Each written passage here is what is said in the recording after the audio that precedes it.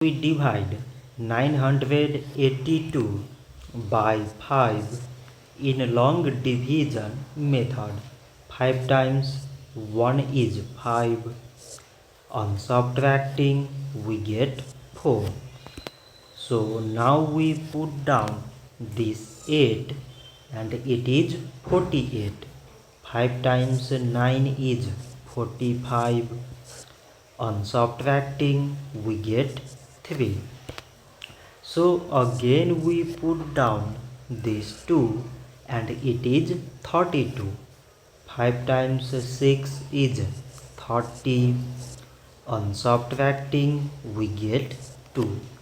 So now we have no any other number to put it down.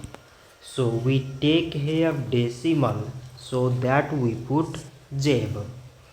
So it is 20 and 5 times 4 is 20. On subtracting we get jab. So 982 divided by 5 is 196 decimal 4. So this much for today and thanks for watching.